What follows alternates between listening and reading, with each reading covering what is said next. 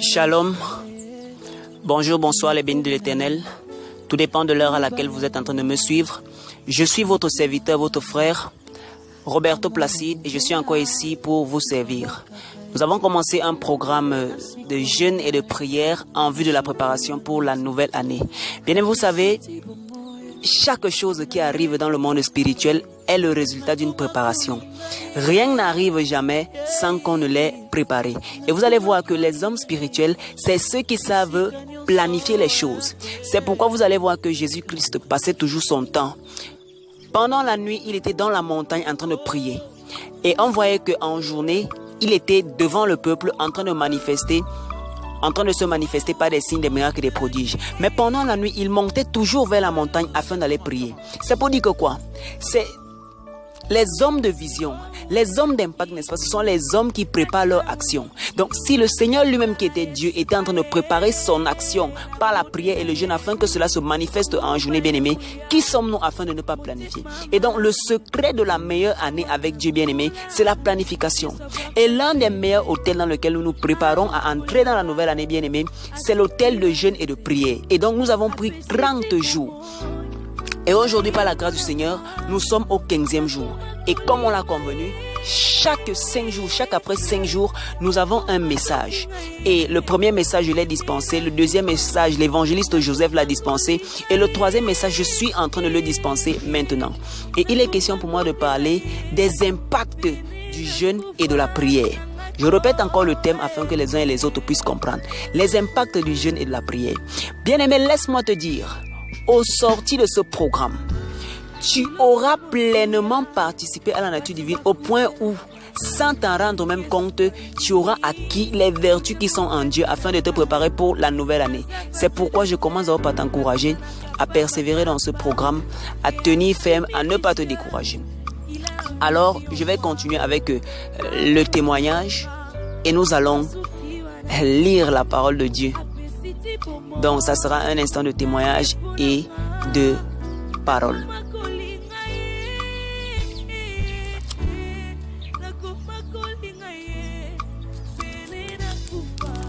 Je commence directement avec les témoignages, après nous allons prendre la parole. Alors, bien-aimés, prêtez une oreille très attentive avec ce que je vais dire par la suite. Écoutez comment cette partie commence. Tout commence lorsque je me rends à Berthois, au mois de mai. Je suis arrivé à Berthois au mois de mai. Le Seigneur nous a fait grâce de tomber sur une délivrance. Je suis tombé sur une délivrance, bien-aimée, où la fille était possédée par 2 personnes. Il y avait 2 personnes qui étaient dans le corps de cette jeune fille. Elle était possédée et on lui avait déjà lancé un verre mystique. Et le verre mystique était prédestiné à avoir certains effets sur la jeune fille. Et pendant la délivrance, bien-aimée, il est arrivé que j'ai demandé au démon en question ce qui est en train d'accabler la fille. Le démon m'a répondu que c'était un verre mystique. J'ai demandé qu'ils ont lancé ça où? Elle m'a dit chez un marabout. J'ai demandé le nom du marabout. Le démon m'a dit le nom du marabout. J'ai demandé, etc. J'ai commencé à poser beaucoup de questions. Le démon a commencé à me révéler tout ce qu'il a commencé à faire dans la famille de cette jeune fille et comment est-ce qu'elle avait une étoile, etc., etc. Donc, il y a beaucoup de choses qui sont passées pendant cette délivrance avec toi. Je ne suis pas en train de témoigner sur la délivrance, mais il y a une partie phare que je vais tirer. Et donc maintenant, bien aimé, au cours de la délivrance, j'ai demandé au démon de me regarder en face. Je demande au démon, quand tu me regardes, qu'est-ce que tu vois? Et au démon de me répondre que quand il est en train de me regarder à l'instant, ce qu'il voit, c'est une flamme de feu qui est en train de m'entourer entièrement. Je me répète. Je demande à l'entité spirituelle qui est en train de parler dans le corps de la jeune fille, une jeune fille de 26 ans. Quand tu me regardes, qu'est-ce que tu es en train de voir? La jeune fille me dit que elle est en train de voir mon corps embrasé par une flamme de feu. Je mets ici un point. Bien-aimé, tous les membres de sa famille étaient là lorsque cette fille était couchée étant malade. Peut-être ils ont invité des gens pour venir, n'est-ce pas, faire des prières. Ils ont appelé des gens pour venir faire des exhortations. Mais ce démon-là n'était pas en train de se manifester depuis. Pourquoi? Parce qu'il fallait que quelqu'un qui est rempli de la flamme du Saint-Esprit puisse venir. Il fallait que quelqu'un qui a une certaine autorité spirituelle puisse intervenir dans ce cas-là. Je reprends. Ses frères ont tenté. Ses frères ont tenté de prier. Il y a un des frères qui m'a demandé que mes frères, qu'est-ce qui se passe? Pourquoi est-ce que quand moi je prie, l'esprit là ne se manifeste pas? Et il a seulement fallu, n'est-ce pas, que toi tu viennes et l'esprit là commence à se manifester. Bien aimé, la réponse est simple. Le frère ne pouvait rien faire à cette entité spirituelle là parce que il n'avait pas l'autorité spirituelle requise. Il n'avait pas le niveau spirituel requis afin d'affronter cette catégorie de démons-là. Et donc, vous allez vous rendre compte, bien aimé, que lorsqu'on parle déjà de combat spirituel, le combat spirituel requiert premièrement d'avoir un certain niveau spirituel. Tu ne peux pas t'engager dans un combat spirituel alors que tu as un niveau faible. Et les niveaux spirituels s'acquièrent dans quoi? Dans la consécration. Et l'une des plus grandes plateformes de consécration dont j'étais en train de vous parler, c'est l'autel de prière et de jeûne. Quelqu'un va me demander, homme de Dieu, pourquoi est-ce que tu es en train de parler de combat spirituel? Qui est-ce qui est en combat spirituel? J'aimerais vous dire que nous sommes au temps de la fin.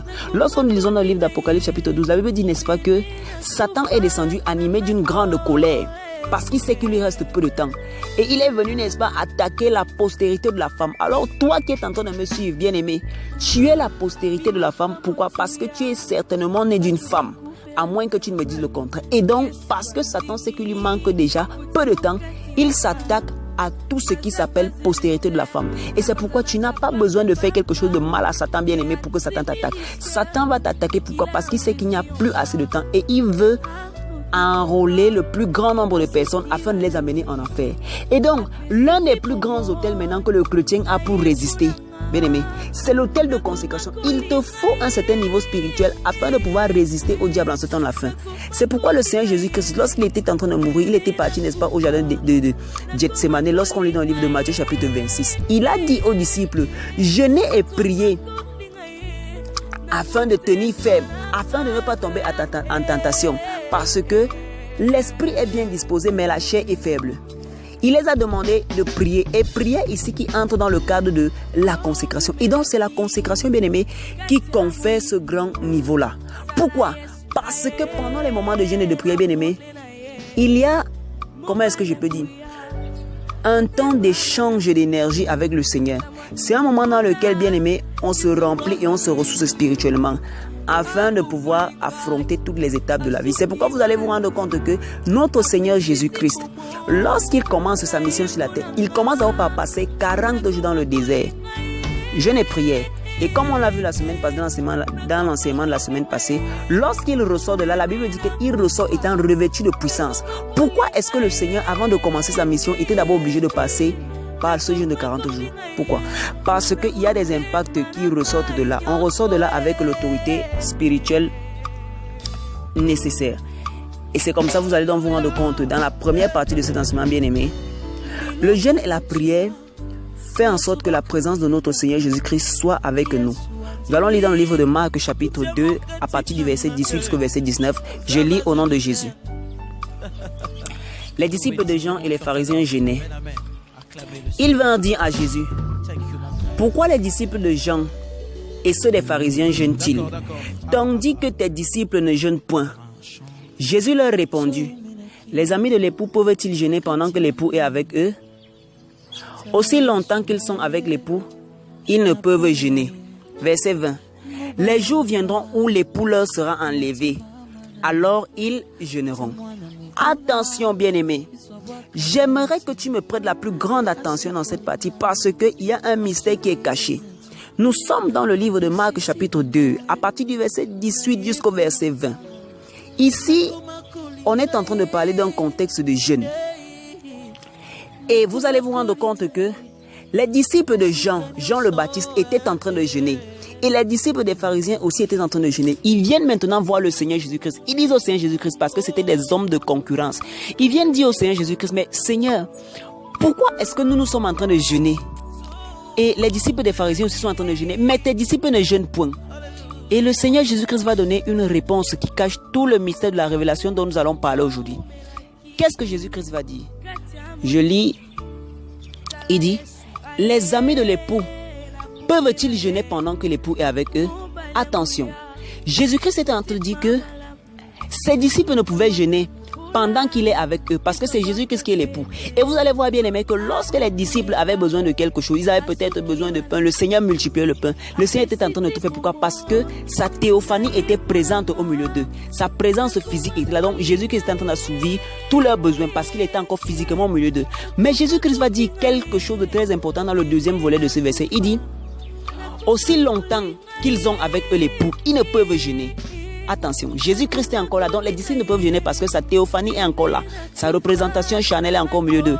Il fait tout pour eux pendant qu'il est encore au milieu d'eux, donc ils ne peuvent pas jeûner. Écoutez le verset 20. Les jours viendront où l'époux leur sera enlevé. Alors, ils jeûneront. Et là, Jésus-Christ est en train de faire une projection dans le futur. Les jours vont venir où l'époux leur sera enlevé, c'est-à-dire où le Seigneur Jésus-Christ ne sera plus là. C'est là où, n'est-ce pas, les disciples vont jeûner. Les disciples vont jeûner pourquoi? Parce que le jeûne sera une forme, une manière de ramener la présence de Dieu au milieu d'eux. Le jeûne, c'est un moment de conséquence. C'est-à-dire que lorsque Jésus est là, ils ne peuvent pas jeûner. Pourquoi? Parce que la présence de Jésus-Christ est au milieu d'eux. Mais les jours vont venir où le Seigneur Jésus-Christ ne sera plus là théophaniquement, et pour appeler sa présence au milieu d'eux, il faudra qu'ils jeûnent. C'est là où il faut comprendre bien aimé que chaque fois que tu entres dans ces moments de consécration, non, c'est la présence du Seigneur Jésus que tu es en train d'appeler, parce que c'est l'une des clés au travers de laquelle on appelle la présence de Dieu.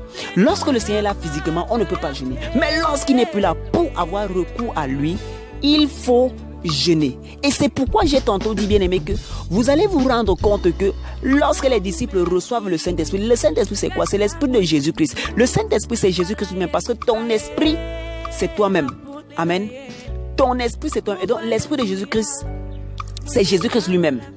Et donc vous allez vous rendre compte que Jésus-Christ va dire que lorsque le Saint-Esprit va venir, il ne parlera pas de lui-même, mais il vous dira ce qu'il aura entendu de moi. Il rendra témoignage de moi. Et donc le Saint-Esprit est venu non pour dire des choses qui lui plaisent, mais pour dire les choses que Jésus-Christ a dit. Il viendra les rappeler les choses que Jésus-Christ a enseignées. Jean chapitre 16, à partir du verset 13. Quand le Consolateur sera venu, l'Esprit de vérité, il vous conduira dans toute la vérité, car il ne parlera pas de lui-même, mais il dira tout ce qu'il aura entendu, et il vous annoncera les choses à venir. Donc le Saint-Esprit ne viendra pas de lui-même, non, il dira tout ce qu'il aura entendu. Entendu de qui? De Jésus-Christ. Et donc bien aimé, cet esprit-là, c'est cet esprit-là qu'on acquiert pendant l'autel, pendant les moments de consécration. Et donc pendant que tu es en train de jeûner, c'est ça qui est en train d'augmenter ta présence. Pourquoi? Parce que le Seigneur Jésus-Christ est de plus en plus en toi. Et bien aimé, c'est ça qui a fait que pendant que les amis étaient là, la famille était là, ils n'arrivaient pas à chasser ces démons-là. Pourquoi? Parce qu'ils n'étaient pas pleins de cette présence-là. Alors que moi, je me suis donné une discipline quotidienne de jeûne et de prière, bien-aimé, où je jeûne fréquemment. Ça fait en sorte que je suis constamment rempli de cette présence-là. Si bien que, bien-aimé, quand je viens, j'ai automatiquement autorité. Parce que nous sommes dans un combat spirituel. Mon ami, mon frère, ma soeur, nous sommes dans un moment où Satan te persécute pour tout.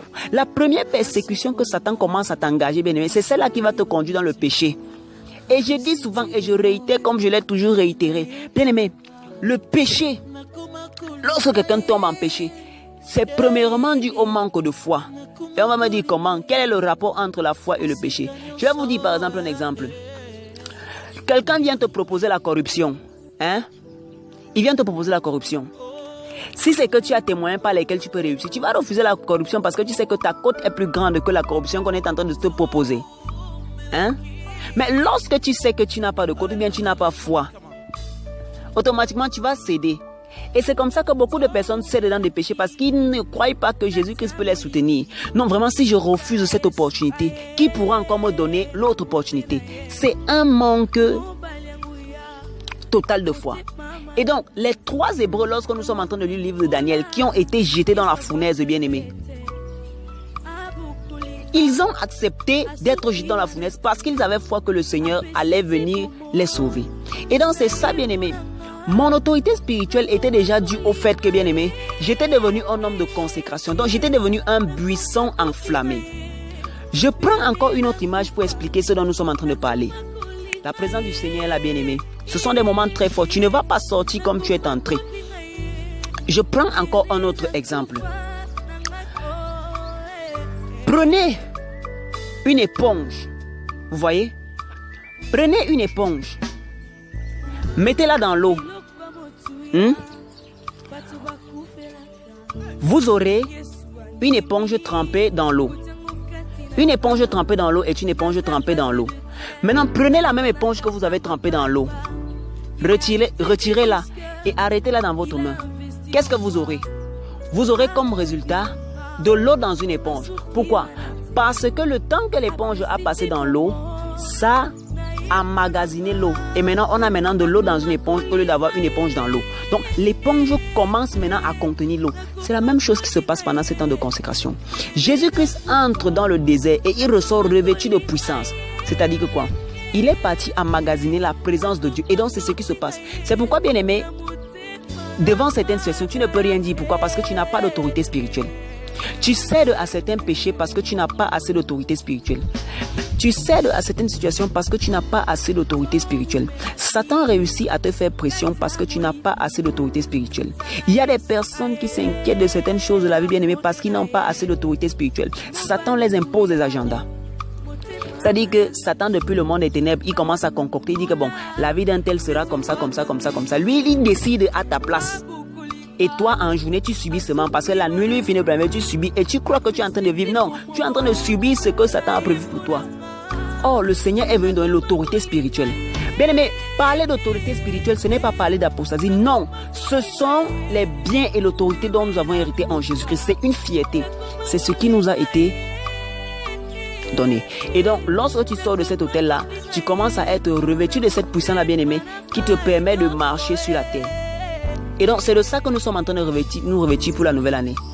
Nous emmagasinons la présence de Dieu afin que la nouvelle année qui commence, bien aimé, nous soyons chargés de la présence. Pour que le Seigneur commence lui-même à diriger, que ce soit pour ceux qui font des études, que le Seigneur lui-même, il ait sa main dans nos études, que ce soit les finances, qu'il ait sa main dans nos finances, que ce soit nos vies sentimentales, que le Seigneur ait sa main dans nos vies sentimentales, quels que soient les différents domaines. Donc nous commençons à faire en sorte que le Seigneur s'intéresse à chacun de nos domaines. Et nous l'appelons au travers de cet hôtel de consécration. Voilà une année qui est en train de commencer. Comment est-ce que beaucoup vont commencer cette année? Il y aura des personnes qui seront dans des bars. D'autres seront dans des boîtes de nuit. D'autres seront en train de savourer tous les plaisirs de cette vie. Non. Mais toi, tu as choisi de te consacrer. Eh bien aimé, laisse-moi te dire que les choses qui vont arriver au cours de cette année ne seront pas le fruit d'un hasard parce que ce sont les incrédules qui vivent selon le hasard, la chance. Chez un enfant de Dieu, la chance n'existe pas. C'est la planification, la préparation et la vision. Ce que tu es en train de faire maintenant, bien-aimé, tu es en train de préparer ton année. J'aimerais vous dire, bien-aimé, avant que je ne commence réellement à avoir mes premières expériences avec le surnaturel, je faisais beaucoup de jeûnes avant et je pensais que j'étais en train de jeûner gratuitement. Mais quand le Seigneur a commencé à accomplir souvent certains miracles, c'est là où je me rends compte que aucun moment de jeûne et de prière, aucun moment de consécration n'est gratuit, mon frère. Aucun moment de consécration n'est gratuit. Lorsque tu décides de te priver, bien aimé, des plaisirs, manger, boire, et tu décides, n'est-ce pas, de prier, te consacrer, tu es en train de devenir participant à la nature divine. Oh mon Dieu. Je ne sais pas si quelqu'un est en train de ressentir ce que je ressens. Tu es en train de devenir participant à la nature divine. C'est-à-dire que tu es en train de t'imprégner de la nature de Dieu. Et c'est comme ça, bien-aimé, que tu planifies ton année. Pourquoi? Parce que tu as l'autorité spirituelle. Et donc, bien-aimé, quand j'étais avec toi, toutes ces personnes ne pouvaient pas aller dans cette situation-là. Pourquoi? Parce qu'ils n'avaient pas d'autorité spirituelle. C'est pourquoi ils peuvent venir, même s'ils disent au nom de Jésus. Il n'a pas l'autorité spirituelle. Donc, sur le plan spirituel, le démon ne peut pas le voir avec la flamme. Pourquoi? Parce qu'il n'a pas d'autorité spirituelle. Il a acquis ça quand? Une personne qui ne se soucie pas de Dieu passe le temps à faire ces choses, etc., etc. Non. Mais j'aimerais dire, bien-aimé, pour toi qui te soucies de Dieu, pour toi qui te sanctifies pour Dieu, bien-aimé, le Seigneur a ses regards sur toi. Lis ta Bible dans le livre de 2 Chroniques, chapitre 16 à partir du verset 9. Car l'Éternel parcourt la terre du regard afin de soutenir ceux dont le cœur lui est entièrement disposé. Ça veut dire que quand tu es en train de disposer ton temps, ton cœur à Dieu, bien-aimé, l'Éternel te soutient. Et il a des projets d'avenir pour tout nos chacun, non seulement dans l'au-delà, et aussi dans le siècle présent. C'est pourquoi, bien-aimé, maximise pendant ce moment. Peut-être tu ne sais pas ce que tu es en train de s'aimer ici, là, dans le jeûne et la prière maintenant, bien-aimé. Ce sont des choses qui vont t'aider au cours de l'année. Ou bien ce sont des grâces qui vont aider tes enfants dans les temps à venir. Lorsque nous lisons dans le livre de Rois, nous allons voir, bien aimé, qu'il y a une généalogie, une succession de rois. Et chaque roi qui est en train de marcher conformément à la volonté de l'Éternel, on était en train de reconnaître son obéissance par rapport à l'alliance de David. On dit, n'est-ce pas, tel roi a marché dans les voies de David. Et lorsque une personne ne marchait pas dans les voies de David, c'est-à-dire dans les voies de l'Éternel, et qui marchait dans les voies ténébreuses, on disait, il s'est conformé aux voies de Jéroboam. Jéroboam était le symbole du mal. Et donc, ton obéissance maintenant, bien aimé, ça pourra avoir de l'impact pour des générations futures. C'est pourquoi ne te décourage pas. Le Seigneur est présent. C'est parce que les hommes sont trop distraits. Et donc, toi, bien aimé, ne te fatigue pas. Persévère pendant ce moment. Finis les 30 jours, bien aimé, emmagasine la présence de Dieu. Et je parle même à des personnes qui n'étaient pas là depuis le début de ce programme. Bien aimé, tu es arrivé, tu veux consacrer ton année à Dieu. Tu veux dire non, je ne veux pas consacrer mon année au bar, à l'alcool, à la boisson, à la cigarette, etc. Non, je veux consacrer mon année à Dieu, bien aimé. Tu peux toujours entrer, il reste 15 jours de consécration, nous prions. Tu peux toujours t'engager dans les 15 jours.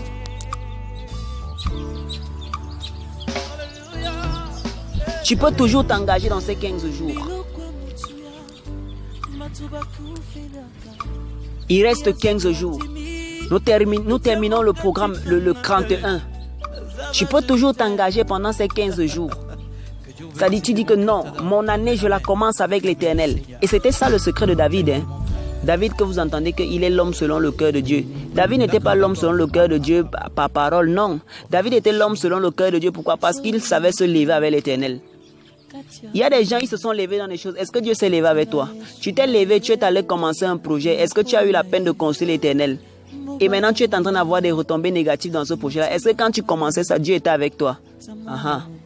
Il y a des gens qui se sont levés, ils sont entrés dans des mariages sans construire la volonté éternelle. Maintenant ils sont en train d'avoir des retombées. Est-ce que quand tu commençais ce mariage, tu as demandé à Dieu que Seigneur, le mariage dans lequel je suis en train d'aller là, quel est ton avis par rapport à ça? Non, il est seulement parti entrer. Il n'a pas pris le temps de se consacrer afin de demander qu'est-ce que Seigneur, qu'est-ce que tu en dis, qu'est-ce que tu en penses? Et automatiquement, il tombe dans les pièges de l'homme qui n'a plus le temps, Satan. Il y a des jeunes qui se lancent dans des projets bien-aimés sans vision. Mais Dieu a son mot à dire dans chacune des choses que tu fais. Mais c'est seulement parce que tu ne prêtes pas l'attention à savoir ce qu'il a à te dire. Lorsque Josué devait monter pour combattre, il disait, Seigneur, est-ce que je dois monter? David demandait toujours, Seigneur, est-ce que je dois monter?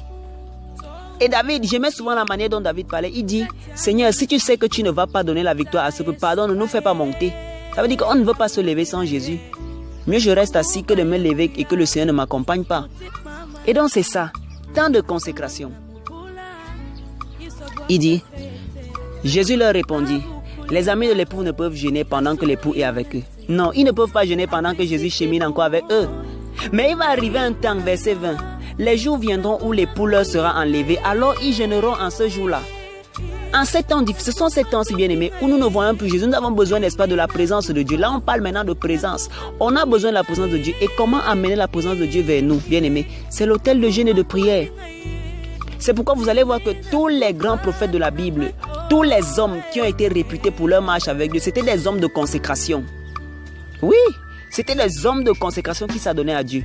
Je ne sais pas, bien aimé, la personne qui peut me prouver que Dieu n'existe pas. Même si c'est le plus grand, âgé, personne ne peut me prouver que Dieu n'existe pas. Parce que ce que je dis, je ne parle pas de ce que j'ai entendu à la radio. Je parle de ce que j'ai vécu. Des guérisons, des miracles, des délivrances dans des hôpitaux. Nous prêchons dans les hôpitaux, bien aimés. Et les choses que nous voyons là-bas sont des choses que l'œil n'a point vu et que l'oreille n'a point entendu. Donc, je ne me sers pas du témoignage d'une personne. Des délivrances, bien aimés. Des délivrances authentiques, des délivrances palpables par la puissance de Jésus-Christ. Donc, je ne suis pas en train de vous parler d'un phénomène lointain. Je vous parle d'un Dieu que je connais. Et je vous parle d'un hôtel de prière et de jeûne de consécration. Eh bien, mais lorsque nous allons continuer, vous allez vous rendre compte que la consécration va même au-delà du jeûne et de la prière. Parce que beaucoup vont penser que non, après ce temps de jeûne et de prière, tout va s'arrêter. Non, la consécration va au-delà de là. Les jours viendront où l'époux leur sera enlevé. Alors, ils jeûneront. Et donc, pour marcher avec le Seigneur Jésus-Christ, en ce temps-ci, bien aimé, c'est l'autel de jeûne et de prière, de consécration. Pourquoi? Parce qu'il y a un ennemi qui est en train de rôder. Et toi, pour marcher en ce temps d'affaires, parce que des jours viendront, ces jours-là seront comment? Est-ce que vous voulez que je vous donne la caractéristique de ces jours-là? Ok.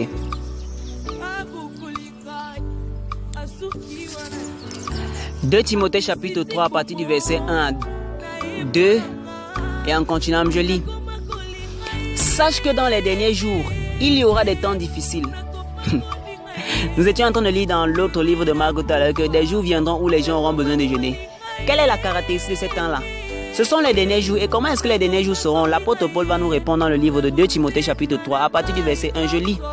Sache que dans les derniers jours, il y aura des temps difficiles, car les hommes seront égoïstes, amis de l'argent, fanfarons, hautains, blasphémateurs, rebelles à leurs parents, ingrats, irréligieux, insensibles, déloyaux, calomniateurs, intempérants, cruels, ennemis des gens de bien, traîtres, emportés, enflés d'orgueil, aimant le plaisir plus que Dieu, ayant l'apparence de la piété, mais reniant ce qui en fait la force.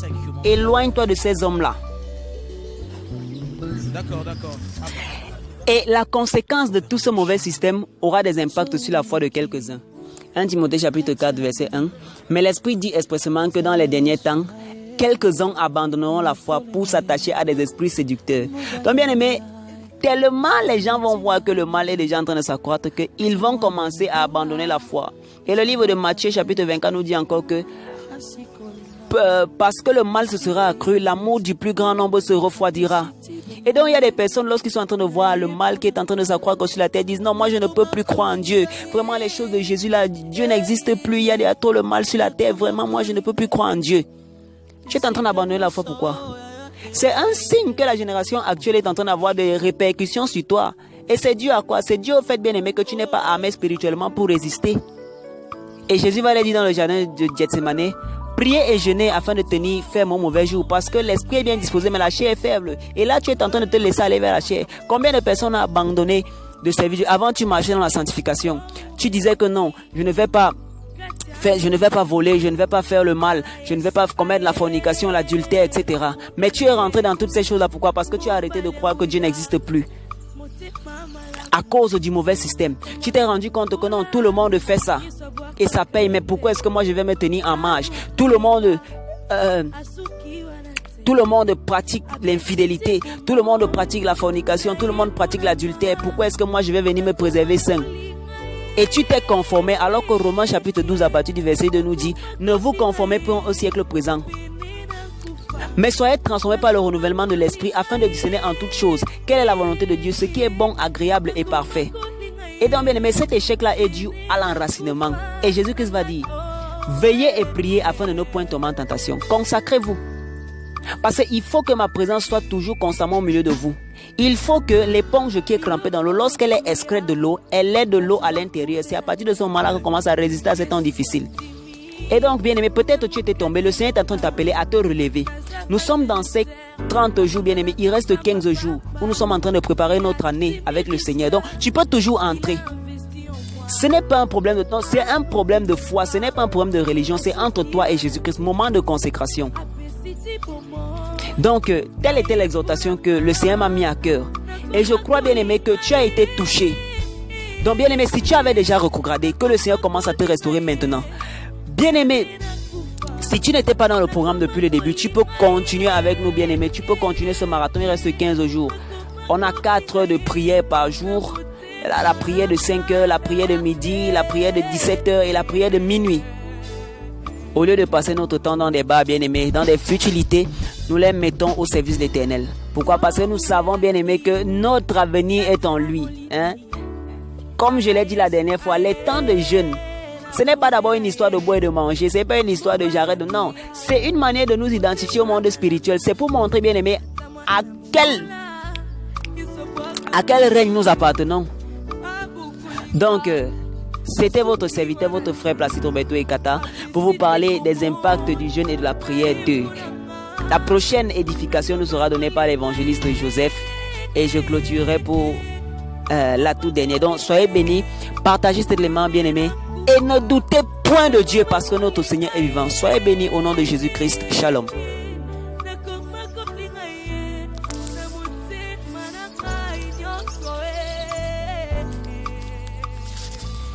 Shalom, bonjour, bonsoir les bénis de l'Éternel. Tout dépend de l'heure à laquelle vous êtes en train de me suivre. Je suis votre serviteur, votre frère, Roberto Placide, et je suis encore ici pour vous servir. Nous avons commencé un programme de jeûne et de prière en vue de la préparation pour la nouvelle année.